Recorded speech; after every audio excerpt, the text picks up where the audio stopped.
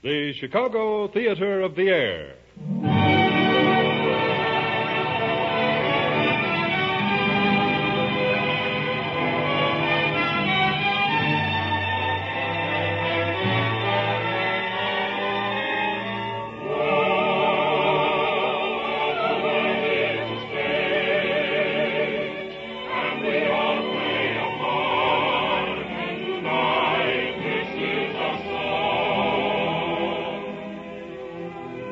Produced and narrated by Marion Clare, conducted by Henry Weber, written and directed by Jack Lefrandre, Mutual presents radio's greatest hour of music and drama, the famous Chicago Theater of the Air.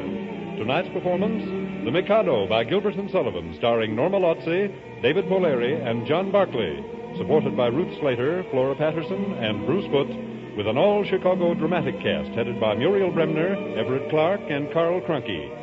Featured speaker of the evening is Colonel Robert R. McCormick, distinguished editor and publisher of the Chicago Tribune, who will be heard between acts of this production. The Chicago Theater of the Air presents The Mikado.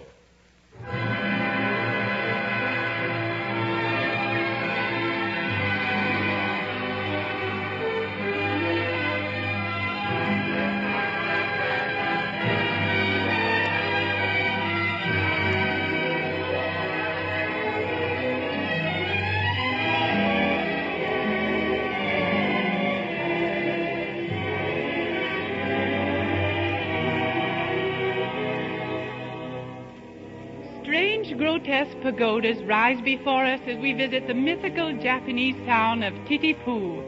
In the background is the palace of Koko, Lord High Executioner. In the foreground, a forlorn individual named Nanki-Poo is asking the identity of a group of gentlemen gathered outside the palace of Koko. These gentlemen are only too happy to introduce themselves. If you want to know who we are gentlemen of Japan. On many a thousand jars, on many a screen and fan, we figure in lively paint, our attitudes square and quaint. You're wrong if you think it ain't.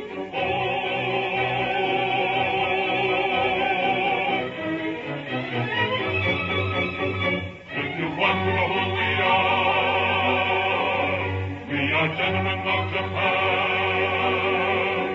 on and start, on screen and on menu, jar.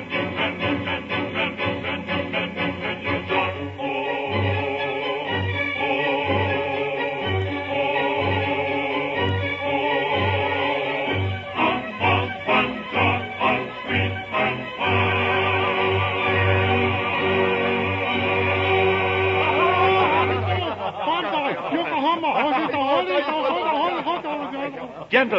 Gentlemen, I pray you. I beg audience with one of your number. Tubo, observe who begs audience. A singular young man with guitar on his back and ballads in his hands. Most singular. And very unwashed. Speak up, sir. What is your business? I pray you, good sir. I search for the dwelling of a gentle maiden named Yum Yum. She is a ward of Koko. Quite fortuitously you have arrived at the very house. But who are you to presume to ask for the gentle Yum Yum?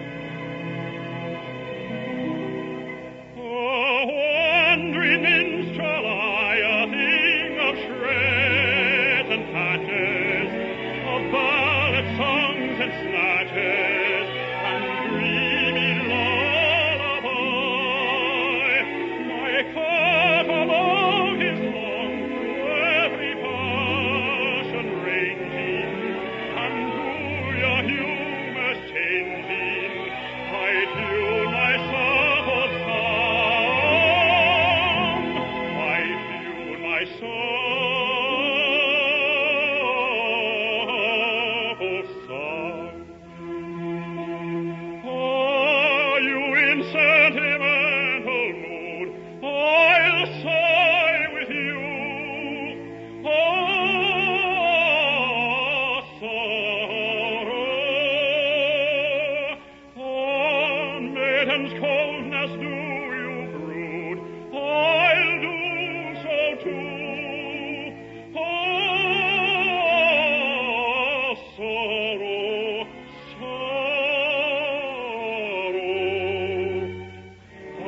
charm your willing ears with songs of lover's steel,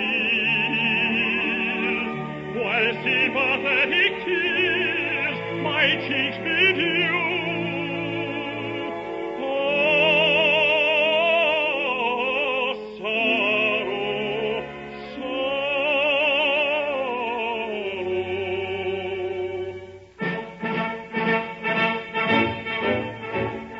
Patriotic sentiment is wanted. Patriotic ballads cut and dried. For whatever our country's banners may be planted, all other local banners are defied. Our warriors in serried ranks assemble. Never whether they conceal it if they do. And I shouldn't be surprised if nations tremble before the mighty trust, the troops of Titypoo. And if you call for a song of the sea, will he the captain run? The yo-he-ho for the windy sea, harangue to the trip and the helmsman lead, hurrah for the homeward bound. To lay a lot in a howling breeze may tickle a landsman's taste, but the happiest hour a sailor sees is when he's down an inland town with his Nancy on his knees. Yo-ho, and his arm around her waist. To lay a lot in a howling breeze may tickle a landsman's taste, but the happiest hour a sailor sees is when he's down an inland town with his Nancy on his knees. Yo-ho, and his arm around her waist. Shall I a thing of shreds and patches, of ballad songs and snatches, and dreamy lullaby, and dreamy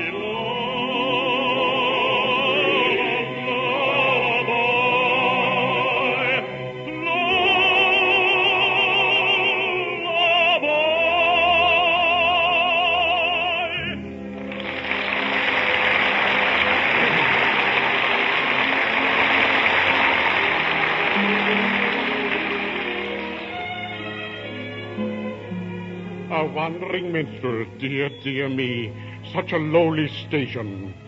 What business could you possibly have with Yum-Yum? May I ask who you are to presume upon my presumption? Quite astounding that you should be so uninformed.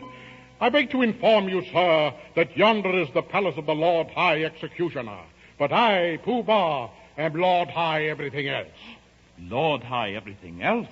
Pooh Bah, my apologies. This puts a different light on the matter. Proceed with your explanation, if you please. I demand to be illuminated. My name is Manky Pooh. A year ago, I was second trombone with the Titypoo Town Band. Second trombone? A horrible instrument.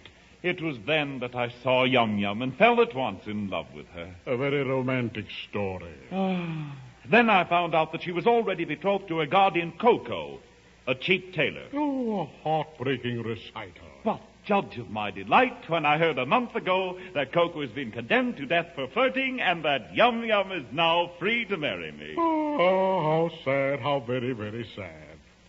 Sad? My dear second trombone, it becomes my painful duty to inform you that at the last moment Coco was reprieved and raised by our great Mikado to the exalted rank of Lord High Executioner. Coco was the Lord High Executioner? But what of Yum-Yum? Hopeless case. In point of fact, this very afternoon, she's to marry Coco. Ah, me. Sad is my lot, indeed. Behold, observe, the mighty Coco even now arrives in the courtyard. He is followed by the fawning populace. Excuse me while I fawn. Behold the Lord High Executioner, all persons of noble rank and capital, and dignified and potent officer, whose functions are particularly vital. To the Lord High Executioner.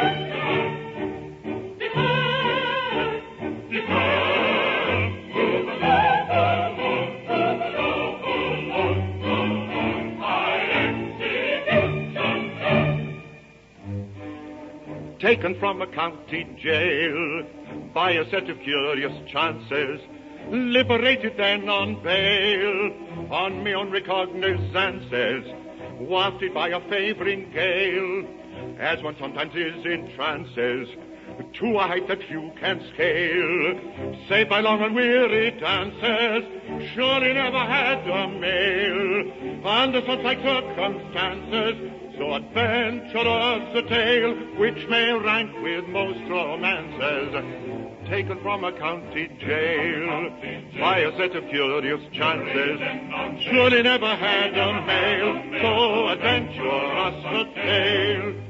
Depart, depart, to the Lord High Executioner. Depart, depart, to the noble Lord, to the noble Lord High Executioner. Bow down, bow down, to the Lord High Executioner. Depart, depart, to the noble Lord.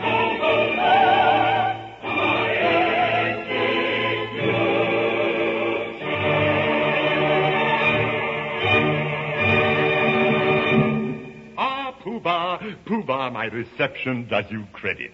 Coco, Your Excellency, how are things in Coco-Manga? Excellent indeed. Pooh-Bah, it seems that the festivities in connection with my marriage to Yum-Yum must last a week. I should like to do it handsomely, and I'd like to consult you as to the amount I ought to spend. Certainly. In which of my capacities? As First Lord of the Treasury, Lord Chamberlain, Attorney General, Chancellor of the Exchequer, Privy Purse, or Private Secretary? Suppose we say as Private Secretary. In such capacity, I should say that as the city has to pay for it, don't stint yourself. Do it well. Exactly, as the city will have to pay for it. That's your advice? As Private Secretary. Of course, you understand that as Chancellor of the Exchequer, I am bound to see that due economy is observed. But you said don't stint yourself, do it well. As Private Secretary. And now you say that due economy must be observed. As Chancellor of the Exchequer. I see. Let's speak so the Chancellor can't hear us. Yes. And now, as my solicitor, how do you advise me to deal with this difficulty? As your solicitor, I have no hesitancy in saying, chance it. Thank you. Let me shake your hand. But alas, as Lord High Chief Justice, I am bound to see that the law is not violated. Oh, I see. Let's speak so the Lord Chief Justice can't hear us. Oh, yes. Now then, as First Lord of the Treasury, what do you propose? As First Lord of the Treasury, I could propose a special vote that would cover all expenses. But as leader of the opposition, it would be my duty to resist it, tooth and nail. Oh. Of course, as Paymaster General, I could juggle the accounts so that, as Lord High Auditor, I should never discover the fraud. But then, as Archbishop of Titipu, it would be my solemn duty to denounce my dishonesty and give myself into my own custody as First Commissioner of Police. How awkward. How extremely awkward. I don't say that all my distinguished officers couldn't be square. But if it is only right to inform you that they wouldn't be sufficiently degraded in their own estimation unless they are insulted with a considerable bribe. Cash? Cash. Or a reasonable facsimile. My bride and her sisters approach. Pooh-Bah, any little compliment on your part, such as an abject grovel in characteristic Japanese attitude, would be esteemed a favor.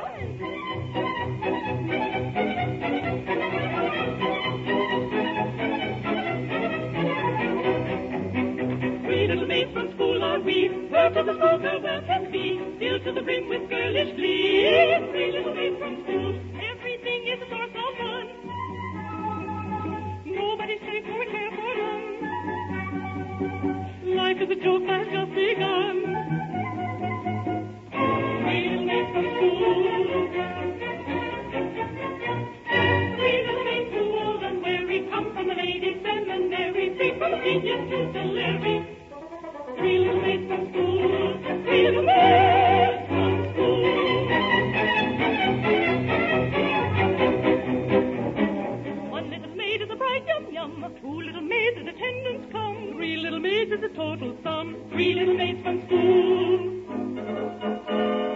Three little maids take one away. Two little maids remain and they won't have to wait very long, they say. Three little maids from school. Three little maids from school. Three little maids who are unwary come from a lady's seminary. Three from genius to Larry. Three little maids from school. Three little maids from school. Ah, pity sing, Peep-Bo, and my bride that is to be, the little Yum-Yum. Oh, wait, Coco. You're not going to kiss me before all these people. Well, that was the general idea. Yum-Yum. At last I found you. Nanky Poo, it's really Nanky Poo. Wait, aren't you going to introduce me? Oh, Coco, this is the musician who used to, he's my second trombone. He's your what? Sir, I have the misfortune to love your ward, Yum-Yum. Eh? Oh, I know I deserve your anger. Anger? Not a bit, my boy. Why, I love her myself. Charming little thing, isn't she? Very glad to hear my opinion backed up by a competent authority. Pish-Tush, take him away. Wait, Your Excellency.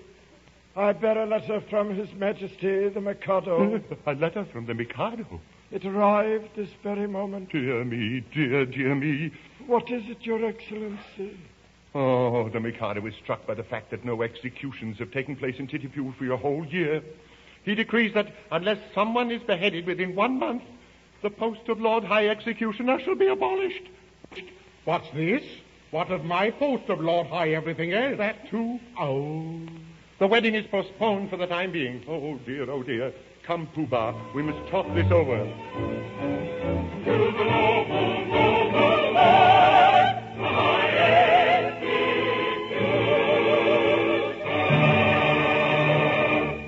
Ah, Yum-Yum. At last we are alone. Oh, be careful, Nanky Poo. The laws against flirting are extremely severe. Deuce take the law. If it were not for the law, we should now be sitting side by side like this. We should both be gazing into each other's eyes like this. Breathing sighs of unutterable love like this. With our arms around each other, we put our lips close together, and then... Yes, Nanky Poo. Oh, if it wasn't for the law, and I wasn't engaged to Coco. Oh, me, engaged to Coco. Oh, whoa. Were you not to Coco plighted, I would say in tender tone, loved one, let us be united, let us be each other's own. I would merge our rank and station, worldly sneers are not to us, and to mark my admiration, I would fondly kiss you thus. I would kiss you fondly thus.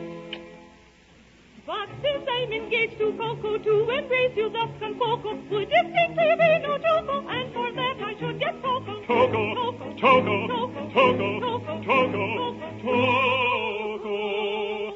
So in spite of all temptation, such a theme I'll not discuss, and on no consideration will I kiss you fondly thus. Will I kiss you fondly thus?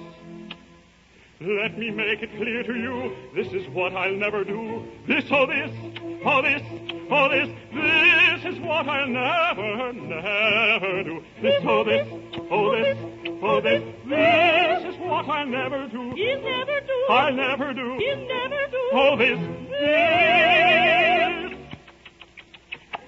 this is what I'll never, never do.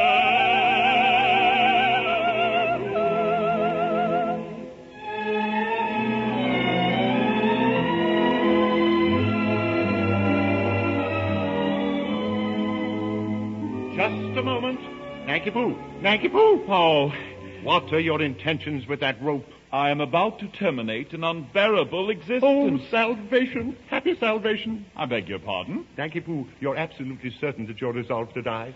Absolutely. Oh, then by all means, don't spoil your reputation by committing suicide. I will arrange to have you beheaded handsomely by the public executioner. I don't see how that would benefit me. Oh, come now, observe. A month to live like a fighting cock at my expense. Then a great procession, bands playing, bells tolling, all the girls in tears, Yum-Yum sorely distracted. All right. I'll do it on one condition. Allow me to marry Yum-Yum tomorrow, and in a month you may behead me. Nanky Poo, while I adore the gentle Yum-Yum with the tenderest passion, I find that I adore myself with passion tenderer still. Take her. She's yours. For he's going to marry Yum-Yum. Yum-Yum. Your anger may vary, for all will be merry. I think you had better succumb. Come. And join our expressions of seance and subject that way you be dumb. Dum. You'll find there are many who went for a penny. The word for your guidance is mum. Mum. There's lots of confusion to see. On the subject that way you be dumb. We think you had better succumb. You'll find there are many who went for a penny. There are lots of confusion to see. There are lots of confusion to see.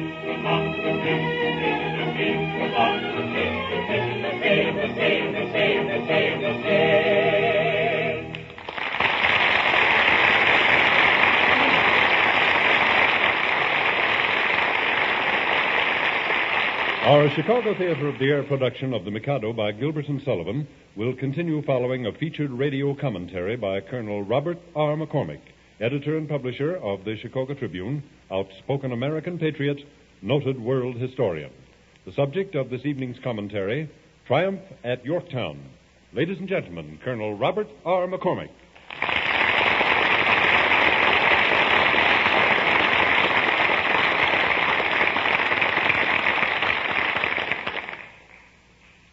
As our affairs were then in the most ruinous train imaginable, General Washington recalled of the campaign of 1781, the difficulty consisted more in providing than knowing how to apply the military apparatus.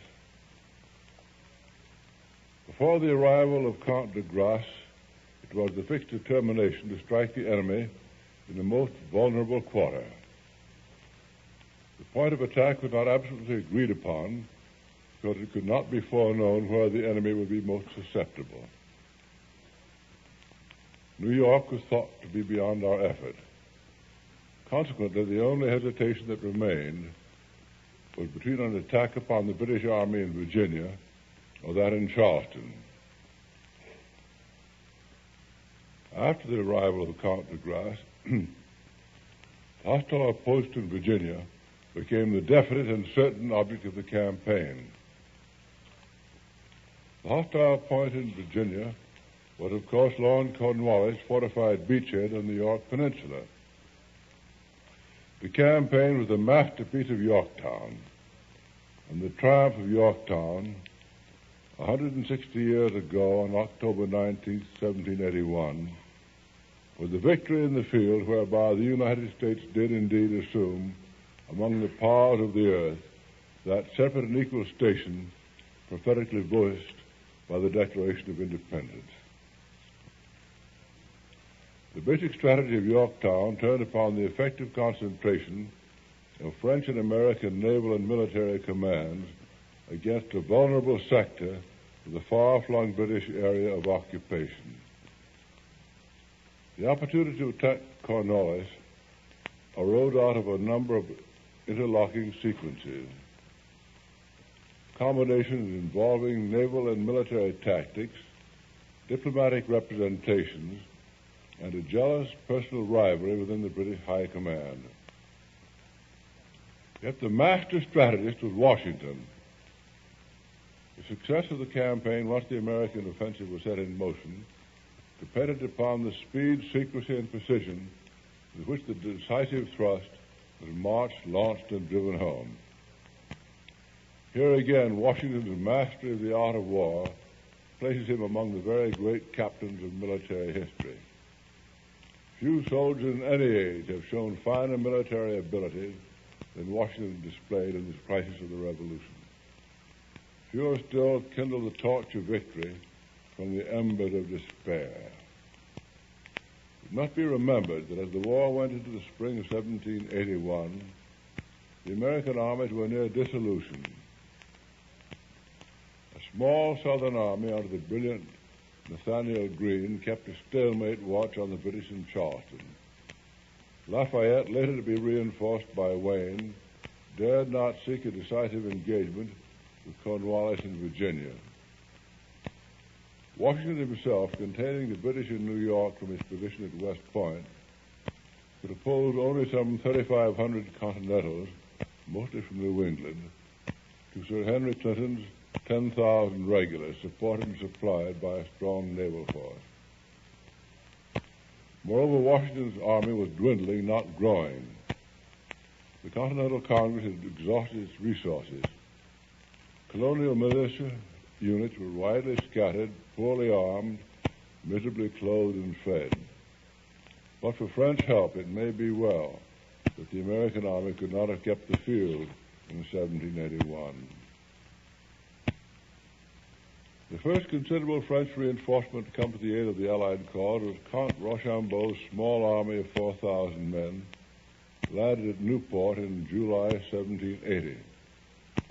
Rochambeau remained in Newport for a full year, his detachment acting as a guard for a French fleet there blockaded by a more powerful British squadron, and forming with Washington's men on the Hudson a weak potential threat against the British in New York. With this limited force, Washington planned an offensive of opportunity should Clinton weaken the New York garrison by sending troops to Cornwallis and Virginia. Even saw a movement against Clinton in the New York area, an attack by land forces against strongly held British positions on Long, Manhattan, and Staten Island, required at least a temporary command of the water approaches. The small French squadron already set up in Newport could not be expected to make headway against the far larger British naval command. Washington's main hope, whether against Clinton or Cornwallis, was to secure the major reinforcement available in the large French fleet and army under the command of Count de Grasse, and known to be en route from France to the West Indies. As early as May, Washington was in correspondence with the Luzerne, the French minister at Philadelphia, urging that this powerful naval and military armada be brought to the American coast. Washington's diplomacy was successful. Washington's strategy saw the Chesapeake Bay region, the first area of joint operations with New York, as a secondary objective. Yet so skillfully were Washington's intentions disguised that as early as June, Clinton thought himself in danger of immediate attack. His first reaction was to order Cornwallis to forward 2,000 men to reinforce New York's idle garrison. The order was later rescinded, yet it was remembered with contempt by officers and men of Cornwallis, who had indeed fought steadily in the South. But in July, the American commander-in-chief brought Rochambeau's army into conjunction with his own at Peekskill on the Hudson. Only a handful of the highest American officers knew of Washington's plan.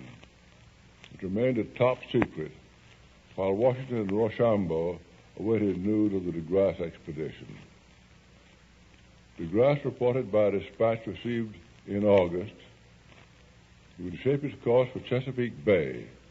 He asked the immediate cooperation of French and American land forces. He warned that he could not remain in American coastal waters after mid-October. This last condition imposed an exacting limitation on Washington's timetable for the campaign. Meanwhile, on August 1st, Cornwallis withdrew from the main Virginia theater and began the leisurely fortification of Yorktown.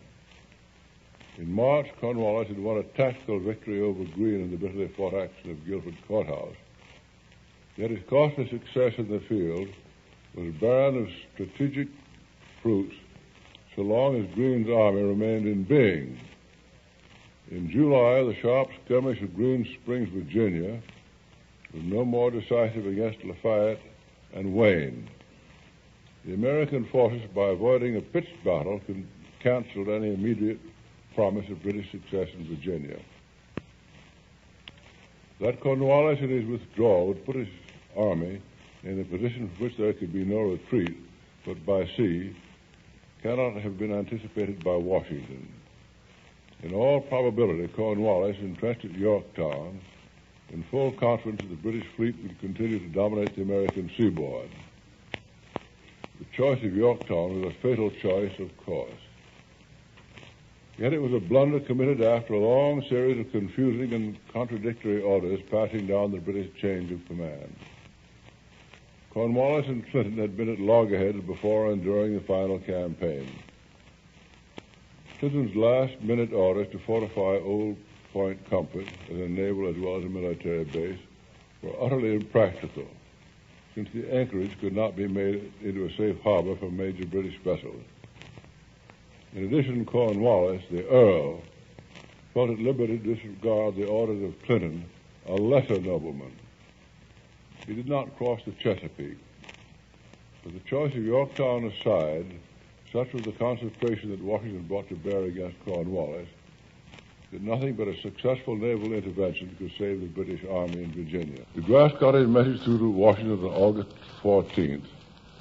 5 days later, the American Northern Army moved out swiftly and secretly with a force of about 4,000 French and 2,000 Americans. Still concealing his objective, Washington contrived to make the first stage of the advance through New Jersey seem a sweep against New York from the south. Intelligence that De Grasse was at sea forced a British naval rendezvous off Sandy Hook.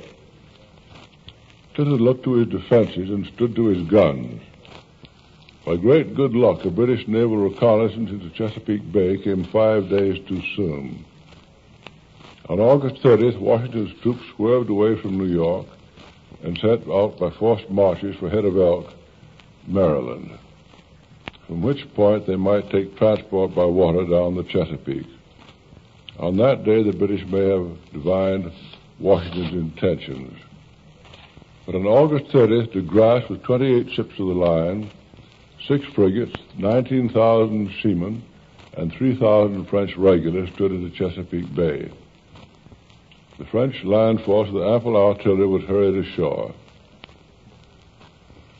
I cannot, in the time at my disposal, dwell upon the details of the sea and land fighting which sealed the fate of Cornwallis and the British dream of American empire. Lafayette, Wayne, and the newly arrived French army promptly blocked the British avenue of escape by land.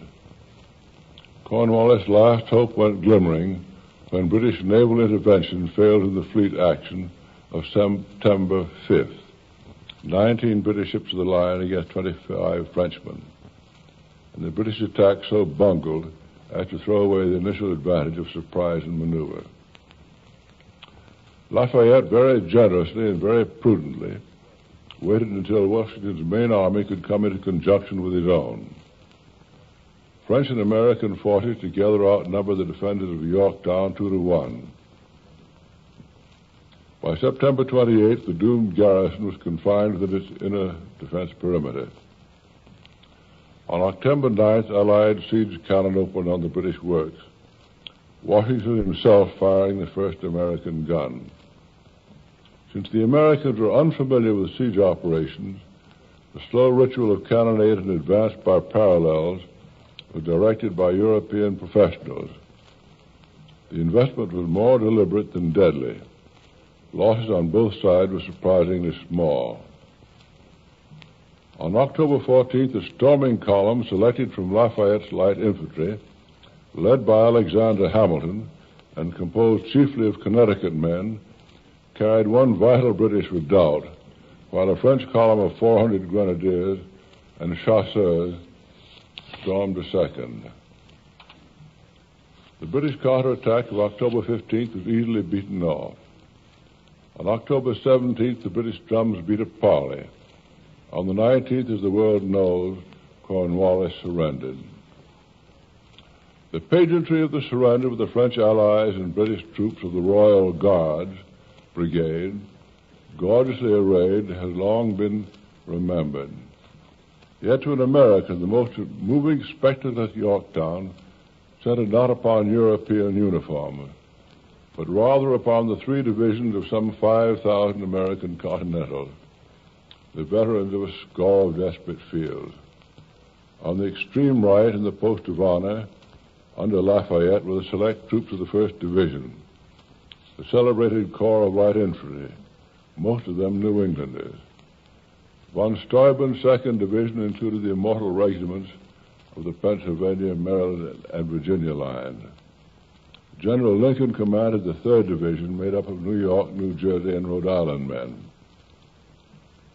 There was little of military pageantry about the war-worn Continentals. There was less about the ragged and all but naked Virginia militiamen, 3,000 of them under command of their governor. But the militiamen, too, had distinguished themselves in the campaign, earning the special thanks of their commander-in-chief. The scene which lives in American history is the slow British advance between the armies of the victorious Allies. The British fifes playing, the world turned upside down. Cornwallis himself, mentally and physically distressed, did not take part in the ceremony. He sent his sword by General O'Hara, his second in command. O'Hara offered the symbol of surrender to Rochambeau, who gestured toward Washington, who in turn nodded towards General Lincoln.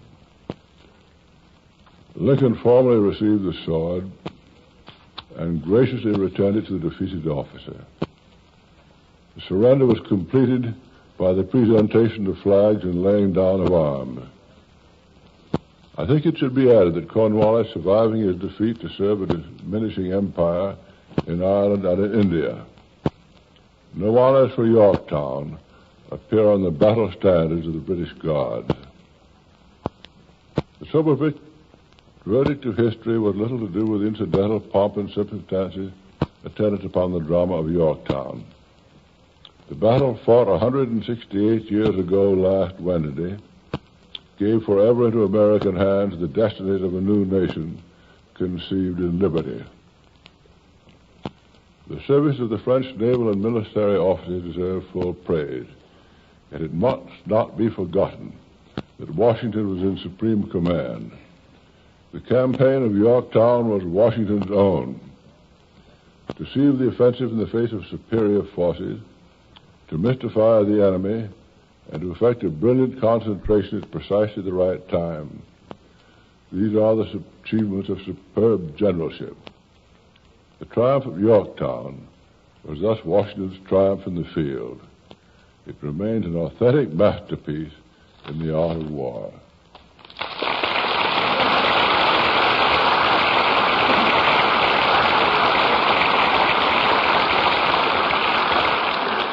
Colonel Robert R. McCormick, editor and publisher of the Chicago Tribune, has been heard in another of his featured weekly radio commentaries delivered from the stage of the Chicago Theater of the Air.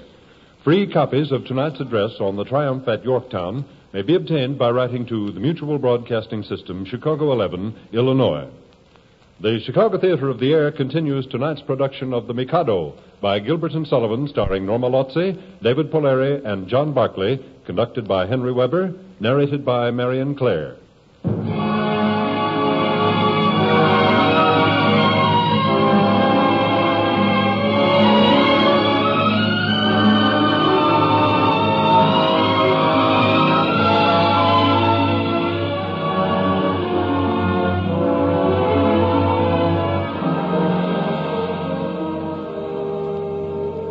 In the boudoir of the lovely Yum Yum, plans are underway for her marriage to Nanki Poo, an unfortunate lad who is to be beheaded in 1 month's time by orders of Coco, Lord High Executioner.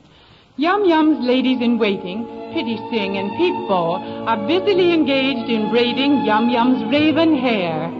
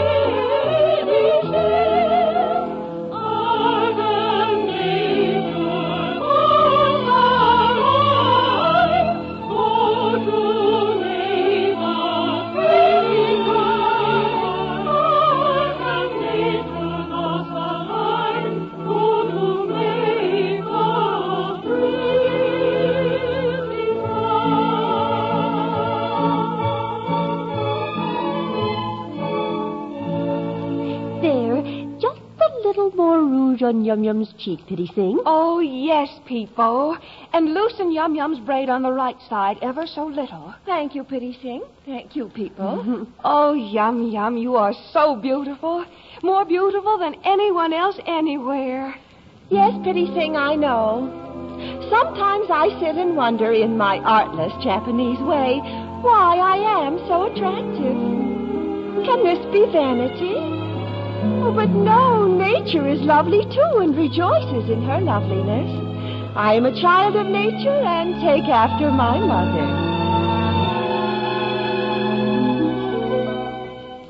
The sun whose rays are all ablaze with ever-living glory does not deny his majesty. He scorns to tell a story. He won't exclaim, I blush for shame, so kindly be indulgent. But fierce and bold in fiery gold, he glories all effulgent. I mean to rule the earth, let be the sky. Really know the sun and I mean to rule the earth and see the sky. We really know our worth. The sun and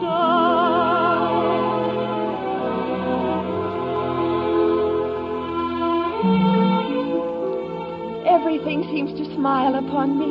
I am to be married to the man I love best, and I believe I'm the happiest girl in Japan. If only your husband weren't to be beheaded in a month, your happiness could be complete. Yes, that does take the top off of things, doesn't it? Oh, why do you remind me? Can't you let me forget it? What's this? Yum Yum in tears on her wedding day? Oh, Nanky Poo, they've been reminding me that in a month you're to be beheaded. Yes, you're to be beheaded. You are to be beheaded, you know. This sort of thing is depressing. Come, don't let's be downhearted. No, let's be perfectly happy. Let's thoroughly enjoy ourselves. Are you enjoying yourself, Pish Tush? Certainly. It's absurd to cry. Quite ridiculous.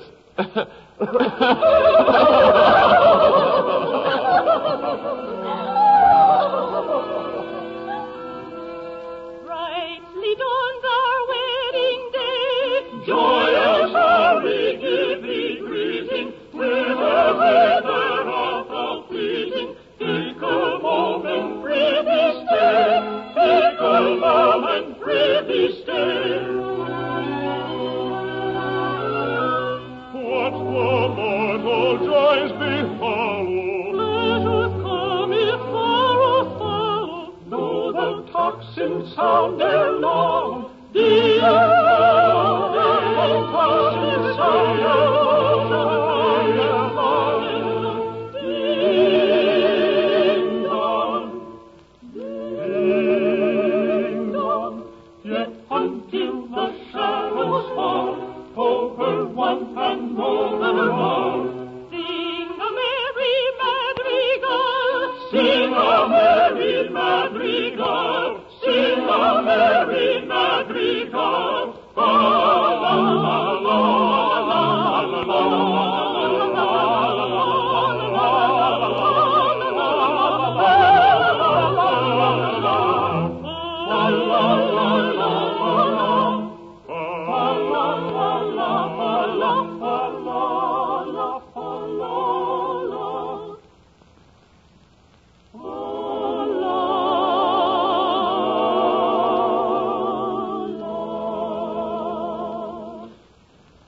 Yum Yum, my poor child. Oh, Coco. What is the nature of your distress, Coco? I have quite inadvertently ascertained that by the Mikado's law, when a married man is beheaded, his wife is buried alive with him. Buried Buried alive. Buried alive, a most unpleasant death.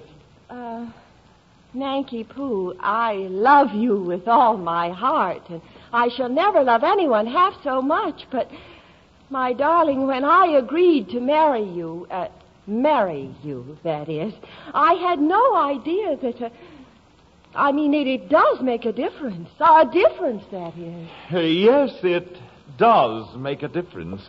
Buried alive. A beastly death, especially for a woman. Oh, dear, what a dreadful plight. Yes, isn't it? It is indeed. Here's how they do if I marry you. When your time has come to perish, then the maiden whom you cherish must be slaughtered too. Here's the how they do. Here's the how they do. Here's a pretty mess in a month or less. I must die without a wedding. Let the bitter tears I'm shedding witness my distress. Here's a pretty mess. Here's a pretty mess. Here's the state of things. To her life she clings. Matrimonial devotion doesn't seem to suit her notion. Burial it brings. Here's the state of things. Here's the state of things. With a passion that's intense, I worship and adore. Of the laws of common sense we oughtn't to ignore. If what I say is true, if death to marry you. Here's a pretty state of things. Here's a pretty howdy-do. Here's a pretty state of things. A pretty state of things. Here's the howdy. Here's the howdy. Here's the howdy-do. For if what I say is true, I cannot marry you. Here's a pretty, pretty state of things. Here's a pretty howdy-do.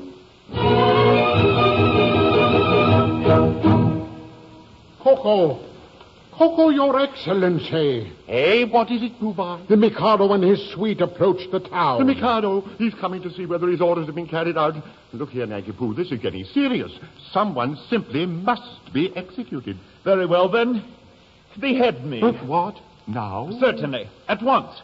Chop it off. Chop it off. My good sir, this cannot be done at a moment's notice. I've had no practice.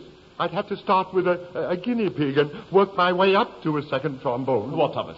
We all have had unpleasant duties to perform at times. Wait. Huh? Why should I execute you when making an affidavit that you've been executed will do just as well? Pooh-Bah's plenty of witnesses. What? Am I to understand that all the high officers of state, which are me, are to perjure ourselves for your safety? Why not? You'll be grossly insulted as usual. Will the insult be cash down or at a date? A ready money transaction. Very well. Choose your fiction and I'll endorse. Away with you, Nanky Poo. You've been officially beheaded. Begone. But what of Yum Yum? Oh, bother Yum Yum. I have troubles enough. Take her and begone. Marry her and never darken Titty Poo again.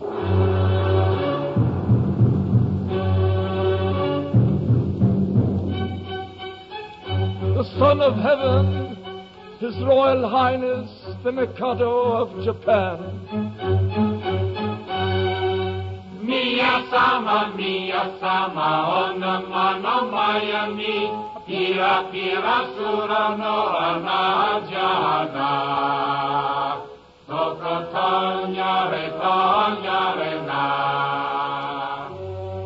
Your Majesty, I'm honored to welcome you. The execution has taken place as you wish. Oh, you've had an execution, have you? Quite so. The coroner has just handed me this certificate. Very interesting.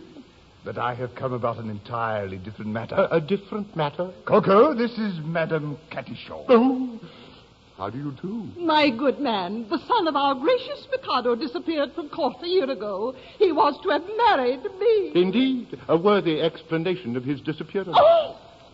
My good man, perhaps my face is plain, but I have a left shoulder blade that is a miracle of loveliness. And my right elbow has a fascination that none can resist. So, allow me. Oh, no. It is on view Tuesdays and Fridays only on presentation of a visiting card. As for my circulation, it is the largest in the world. And still he fled. Yes.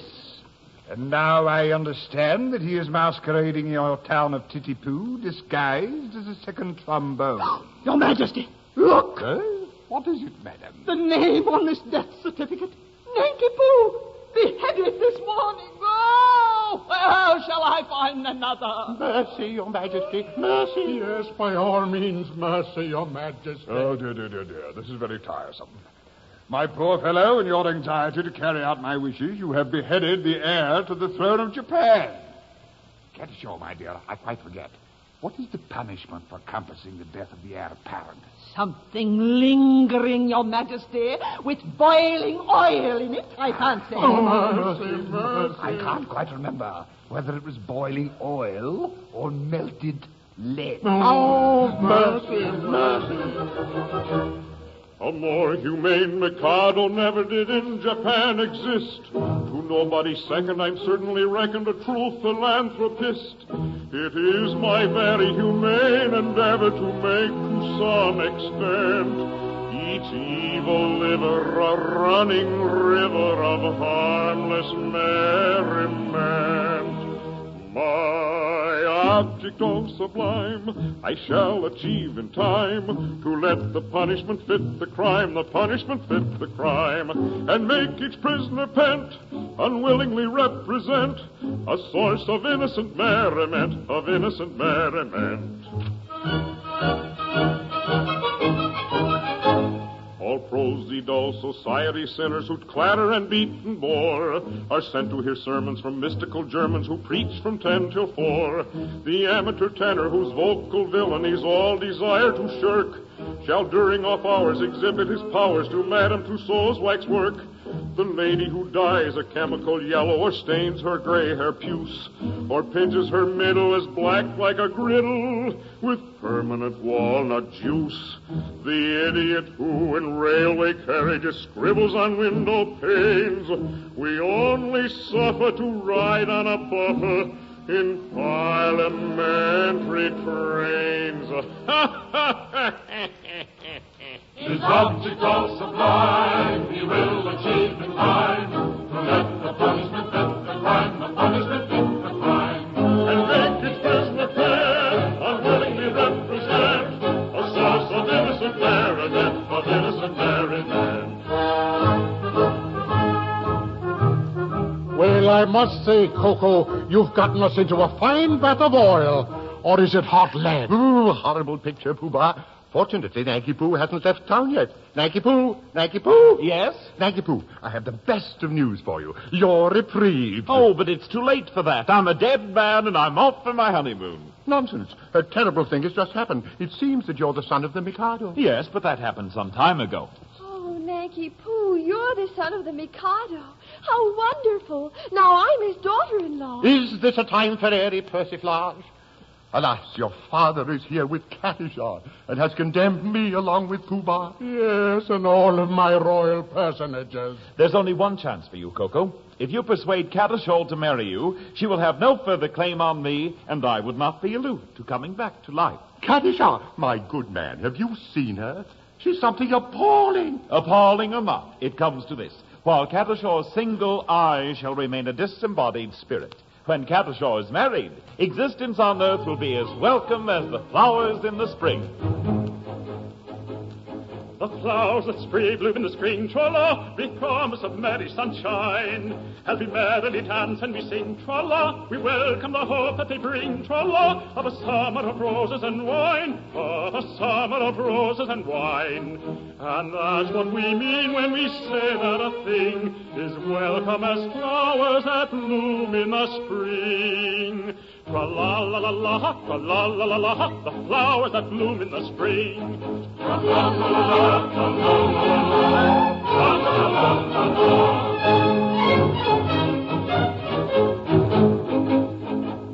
The flowers that bloom in the spring, tra-la, has nothing to do with the case.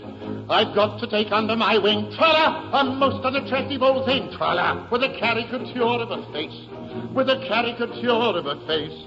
And that's what I mean when I say or I sing, oh, bother the flowers that bloom in the spring. Tra-la-la-la-la, tra-la-la-la-la, oh, bother the flowers in spring. Tra-la-la-la-la, tra-la-la-la-la, tra-la-la-la-la. Katisha, kitty, kitty, kitty. A moment, please. So, the miscreant who robbed me of my love. But vengeance pursues, they are heating the cauldron. Katisha, behold, a suppliant at thy feet. Katisha, mercy. Mercy? Had you mercy when you slew my love? I swear he would have loved me in time. I am an acquired taste. Only the educated palate can appreciate me. I was educating his palate when he left me. He is dead, and where shall I find another? It takes years to train a man to love me. Am I to implore mercy for you who robbed me of my prey? I mean, pupil? Just as his education was on the point of completion? Oh, where shall I find another? Here, Katisha, here. What? Katisha, for years I have loved you with a white-hot passion that is slowly but surely consuming my very vitals. I dare not hope for your love, but I will not live without it. Bosh! Who knows so well as I that no one ever dies of a broken heart? My dear, you know not what you say. Listen to the tale of one whose heart was indeed broken. Who? Of whom are you speaking? On a tree by a river, a little tongue-tit sang willow, tit, willow, tit, willow. And I said to him, Dickie bird, why do you sit singing willow, tit, willow, tit, willow? He sobbed and he sighed, and a gurgle he gave. Then he plunged himself into the billowy wave, and an echo arose from the suicide's grave. Oh, willow, tit, willow, tit, willow.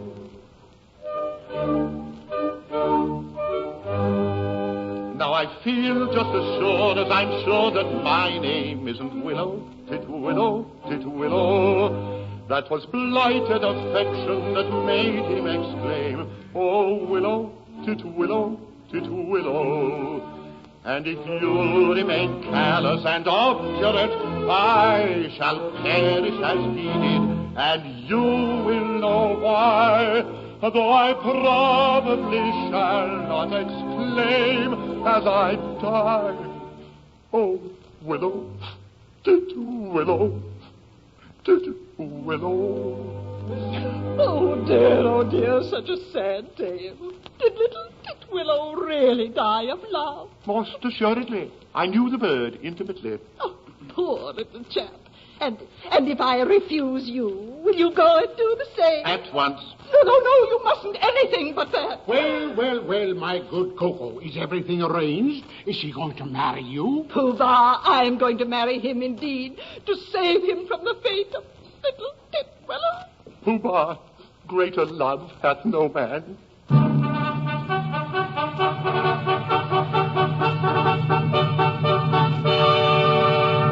Now then, Pistache, have all the painful preparations been made? Your Majesty, all is prepared. Good. Then produce the two unfortunate gentlemen. Your Majesty! What's this? Katisha? Mercy, Your Majesty. Mercy for Coco. Mercy even for Pooh-Bah. For who? She said mercy for me, Your Majesty. Pooh-Bah, Lord High Everything Else. Mercy. I have married this miserable object, Coco, before the official registrar. I am the registrar. So, but my difficulty is that these gentlemen have slain the heir apparent. The heir apparent is not dead. Huh? Bless my heart, my son. And your daughter-in-law elected. Traitor! Coco, you traitor! You have deceived me! Unhand me. It's all very simple, Your Majesty. Merely corroborative detail intended to give artistic verisimilitude to a bald... Enough, Pooh-Bah. Your Majesty, I will explain. Proceed, Coco, proceed. It's like this. When Your Majesty says, let a thing be done, that thing's as good as done. Practically, it is done, because Your Majesty's will is law. Your Majesty says, kill a gentleman, and a gentleman is told off to be killed. Consequently, that gentleman is as good as dead. Practically, he is dead. And if he is dead, why not say so? I see. Nothing could possibly be more satisfactory. Or, I might add, completely confusing. The threatened cloud has passed away. But though the night may come too soon, then let the throng adore with laughing song and merriment. Then let the throng of joy and with laughing song and merriment, with laughing song and merriment, with laughing song.